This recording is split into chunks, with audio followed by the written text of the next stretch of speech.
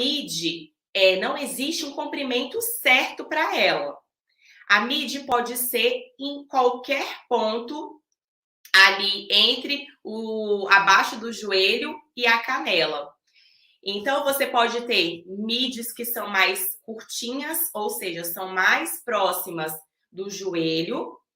E você pode ter midi que é mais comprida, que é praticamente um longuete. Porque o longuete, comprimento longuete, é aquele que pega ali uns 3 dedos, 2 dedos acima do tornozelo e deixa o pé bem à mostra. E além da mini, do comprimento mini, médio, midi, longuete, a gente tem o comprimento longo. Só que a gente precisa entender que tem efeitos visuais no corpo. E eu vou explicar alguns desses efeitos.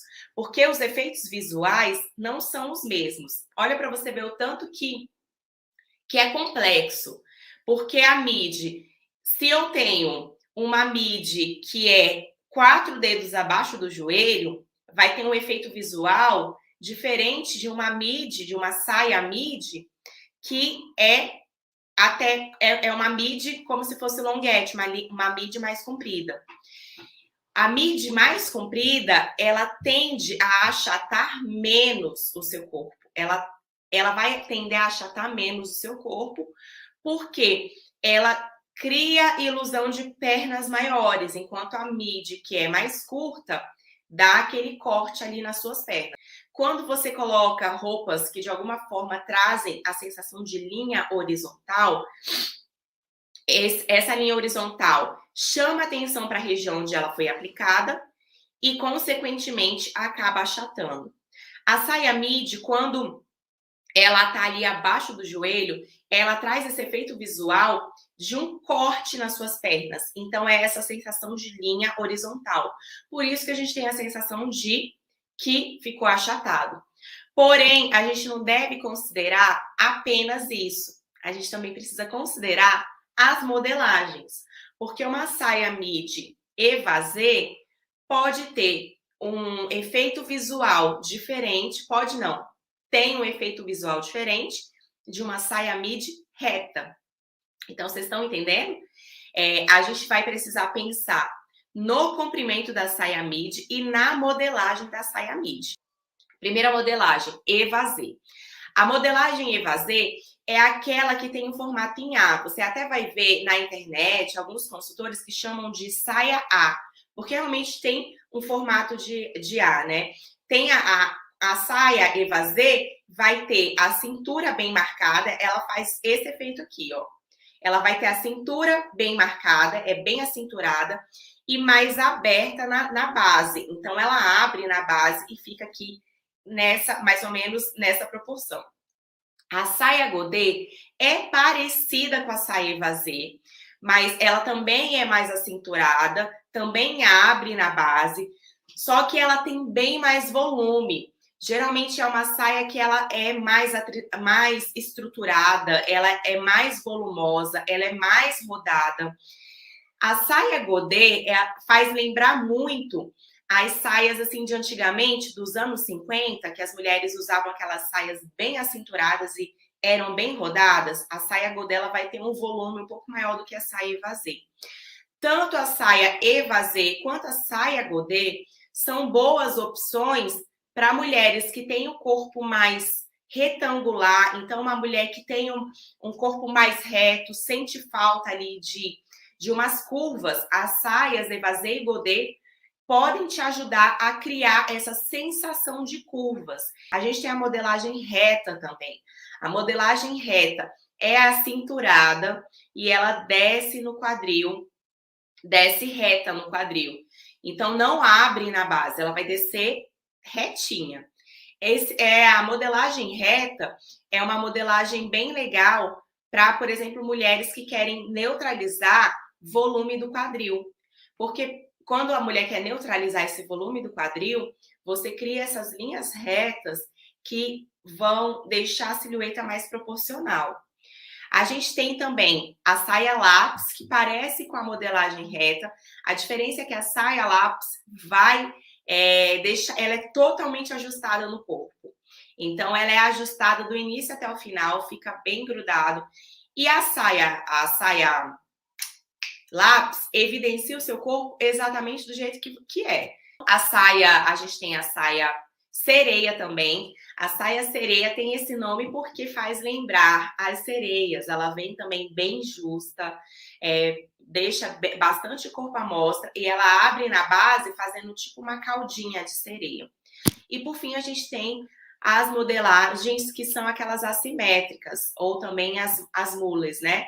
Que são aquelas que elas são mais compridas na frente, são mais curtas na frente, perdão, e mais compridas atrás. Dito isso, por que eu tô falando? Porque eu posso ter saia midi. Ah, esqueci de uma, a saia envelope.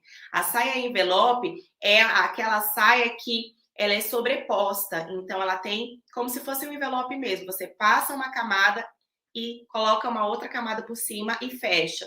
Geralmente ou com botão ou com uma amarração. A saia, vamos começar falando da saia evasê e godê midi. Essas opções de saia, essas modelagens no comprimento midi, podem incomodar algumas mulheres que têm volume de bumbum bem aparente e quadril largo. Por quê? Porque, como eu falei, elas abrem na barra e de alguma forma elas trazem esse volume para a barra.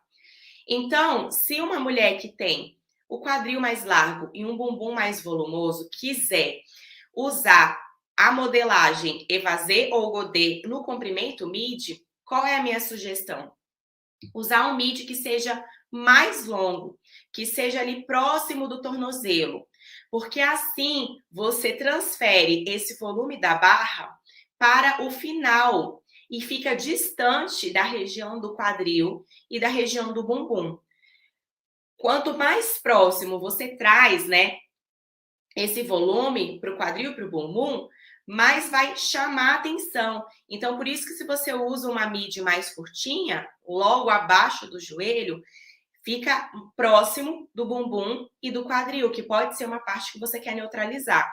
Então, se é o seu caso, você tem esses volumes e você quer disfarçar, a minha sugestão é que você use uma midi mais comprida. E aí, falam assim, Thaís, mas a midi mais comprida achata? Não achata. A midi mais comprida vai achatar menos do que a midi mais curta, porque como eu falei, você cria um bloco visual maior na região das suas pernas. Então, isso é um fato, mas depois eu ainda vou dar dicas de alguns sapatos que vocês podem usar para diminuir esse efeito de achatamento, tá bom? Outro detalhe, né? As saias retas midi são boas opções para mulheres que querem neutralizar bumbum e quadril, porque elas vão descer retas. Então, elas vão suavizar essa região. E aí você pode escolher uma saia que seja reta e que seja mais comprida. Eu falei que a evasê e a godê midi, mas num comprimento midi mais curtinho, não favorecia tanto as mulheres que têm volume de bumbum e quadril. Em compensação, é uma modelagem que pode favorecer, sim, as mulheres que são mais quadradas, que sentem ali uma ausência de linha na cintura, ou que querem aumentar o volume do bumbum, ou que têm o volume de ombros. Essas mulheres vão se beneficiar das saias que são midi, evasê e godê e são mais curtas. Então, essas logo abaixo do joelho são boas, porque você vai fazer essa distribuição visualmente. Tudo a gente está falando aqui, gente, de efeito visual. Vai trazer essa distribuição aqui dos ombros e vai projetar ali para logo abaixo do joelho. E isso traz uma compensação, uma harmonia muito boa para a silhueta. As saias que são de comprimento midi e que vão ser ali na modelagem lápis, vão, como eu falei, deixar o corpo bastante aparente. Então, é algo para você ponderar, se você gosta desse efeito, se você quer deixar, por exemplo, eu me sinto um pouco desconfortável de deixar uma coisa muito apertada, sabe? O bumbum muito evidenciado, as pernas, eu me sinto desconfortável. Então, a saia midi lápis vai deixar tudo bem aparente. E aí é esse mesmo efeito visual. Se você deixar uma saia midi lápis mais próximo do joelho, vai cortar um pouquinho mais a sua silhueta do que uma saia midi mais comprida. Como eu falei, a reta eu acho até mais elegante, porque a saia lápis, a depender da composição que a pessoa faz, a depender de como ela combina, pode até ficar um pouco vulgar.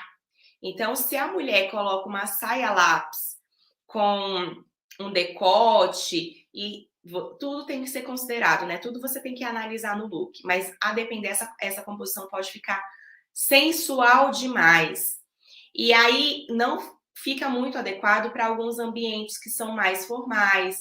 O excesso de sensualidade não é muito legal em ambientes mais formais, em ambientes mais sérios, porque acaba transmitindo uma mensagem de sensualidade que às vezes pode não ajudar a mulher a trazer atenção para aquilo que ela quer, que de repente é a competência dela, é a fala dela, é a postura dela, os resultados dela. Então a gente tem que tomar cuidado com essa questão.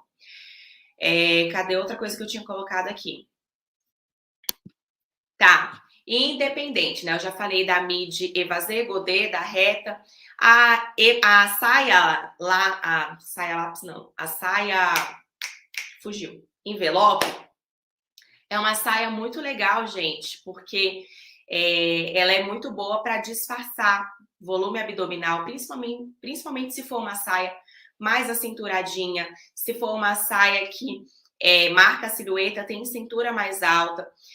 É uma saia que eu consideraria, eu sugeriria para disfarçar volume de barriga, para dar uma disfarçada em quadril, além de ser uma saia que é uma modelagem que não é tão óbvia. E outra coisa que também é interessante, porque como é uma saia envelope que tem essa sobreposição, muitas vezes uma das folhas da saia, uma das camadas da saia, fica ali diagonal. E as linhas diagonais causam um efeito visual de disfarçar. Então, o seu olhar, ao invés de ficar assim ou assim, ele fica assim. E isso é legal para desviar ali o olhar da região da barriga. E também é uma saia que funciona na modelagem midi. Mas eu não acho que é a mais prática, porque por conta dessa questão da camada. Então, eu sugeriria, se for usar uma saia midi envelope, que ela não fosse tão compridona, que ela fosse logo abaixo do joelho.